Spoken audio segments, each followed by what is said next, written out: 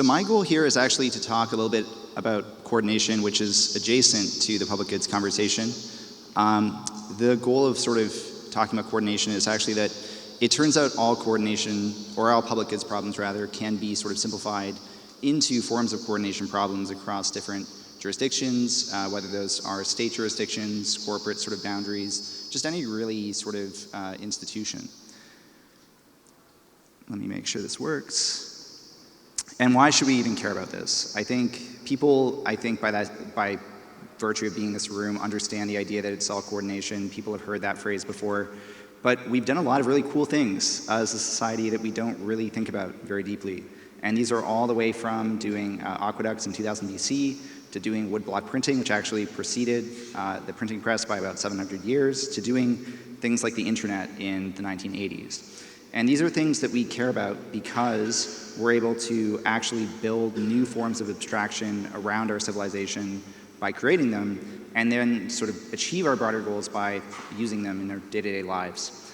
And why this matters so deeply is it's actually all about coordination when we think about building these things. And we're at a stage of development as a civilization where ultimately we're moving from sort of kingdoms in the last 500 years to states in the last sort of 200 years to networks in the sort of modern age. And the major problem is that we don't really have better ways to coordinate these networks in the way that we need to in order to actually solve these kinds of public goods problems or other broader classes of or types of coordination problems. So we're in this existential sort of period where we have threats like nuclear war, climate change, or artificial intelligence, and we need to sort of figure out what are the ways in which we coordinate each other around these sort of concepts. And this is particularly hard in a networked age where we have many more people than we've had before. We have billions of people. We're used to operating at this Dunbar's number limit of 150 people, where we can start to sort of know our local tribe or community. And as people sort of grow into these larger communities, we have pretty much the Leviathan in this model of the state as pretty much the last bastion of how we organize in the modern age.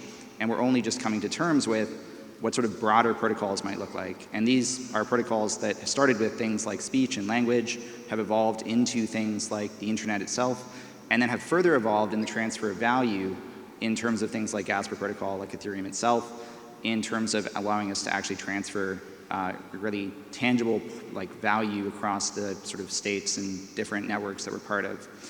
So coordination is important. We've built lots of cool things using coordination. We can use protocols in the modern sort of networked age to coordinate. And we can do this at a way that scales hopefully globally rather than in previous eras where we've sort of focused on scaling locally. And there's nothing wrong with local scaling. It's just the problems we're facing now pretty much require us to have better models of coordination, because if we don't all agree on the state of the world that we're in, then we can't solve something like AI alignment. And this is actually a pretty hard problem, it turns out. There's an XKCD comic for pretty much everything, and this is no exception. And essentially there are sort of these problems where we have great protocols, but no one really agrees on them. We obviously have very different languages. We have different sort of protocols around how we coordinate in terms of social norms and rules. Even when it comes to types of institutions, this is from the Summer Protocols sort of draft paper, we have things like marriage, which are different across the world. We have things like masking protocols, or even birthday parties, which are different across the world. These are all things that we can start to agree on more carefully and more precisely as we start to basically think about coordination in more of a protocolized sense. Not that all these things, by the way, have to be protocols, but the important piece is just how we actually think about the problems that we're solving in this sort of frame of reference of networks versus in the frame of reference of local communities. And so to go a bit deeper into the particular problem that I'm interested in when it comes to coordination, I think aligning on alignment is going to be really important here. There's a lot of conversations around AI safety. There were a lot of those in the past weeks. On the left here on my side, there is a sort of great chart of all of the different approaches to AI safety. You can see that there are many of them. And on the right here on my side, you've got the probability of doom across multiple people. And essentially, my view is that if we're going to solve these sort of large-scale coordination problems, we all kind of have to align on where we are in these dots before we can even get to the point of coming to solutions. So we need to actually find ways to coordinate around the problems. And this is, again, something that's important for public goods, but also important for general civilizational success and longevity. And the way that we come to this alignment, I think, fundamentally, is through social norms. Social norms are still a pretty critical part of even the protocols that I've already mentioned. But the way we come to these norms is very opaque and very legible.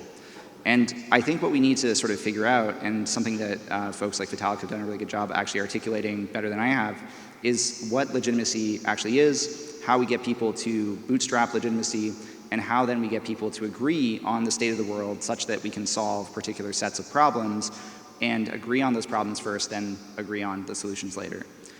So an incomplete survey of some of what legitimacy is just from previous historical thinkers. Max Weber was a particularly popular person for this sort of theory of legitimacy and of social norms and institutions. He sort of defined this as behaviors and habits that help set out boundary points or bounds on acceptable interactions between individuals according to some already existing sets of norms and rules. Again, you can see how this creates sort of a bootstrapping problem.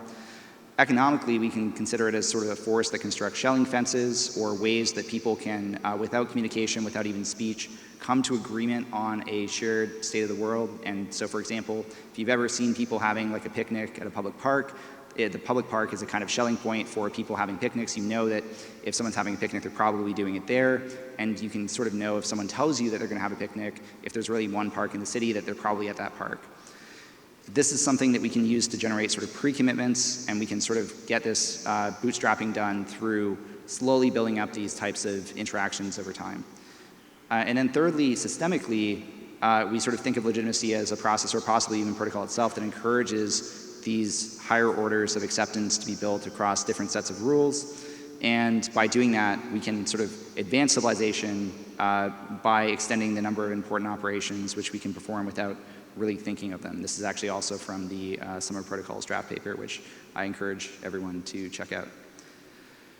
So that's one sort of set of definitions, but I actually think Vitalik does a good job of diving into these in more detail in sort of 6 main examples. And I actually think these are in order for me of legitimacy of the actual model itself, brute force being the least legitimate form of legitimacy, if that makes any sense. Essentially, you're compelled to comply with something, and so therefore it's legitimate. This is true very historically in kingdoms in which the divine right of kings gives anyone the ability to, or requires people rather, and gives the king the ability to let anyone, force anyone to do what they want. And otherwise, you're kind of stuck because the divine right of kings is literally from some god or gods, and therefore it is by definition legitimate. You're forced to comply. The action is legitimate. You have something like continuity, which kind of extends this into, well, maybe you had some kind of coercion at the start or some kind of other model that created the legitimacy, but then it continued to be the case that this sort of event kept happening, and so now it's legitimate at like the next t+1 time because it was legitimate before.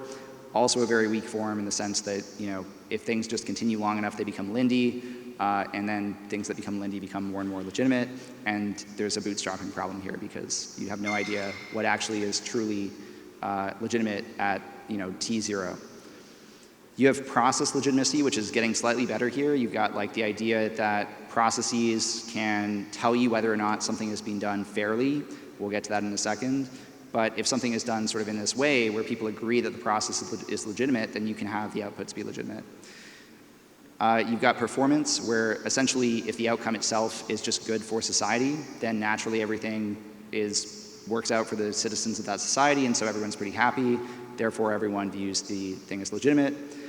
And now you start to get into what we actually, I think, consider in this room and probably generally in the Web3 space as the 2 forms of legitimacy that we've thought a lot about when it comes to the protocols we create and the ways that we're thinking about, for example, solving some of these existential problems I mentioned earlier. The first being having people involved in the process, participating in the process. This is obviously the premise of democracy. It's the premise of a lot of political systems we've created. And it's a very important part of people feeling like their actions matter and that their voices are heard. There's a great sort of set of writing on voice and exit that I would encourage people to check out on this as well. But now we get to the most complicated and the one that I think we should really start to think about in a more precise way, and this is where the protocol conversation comes back.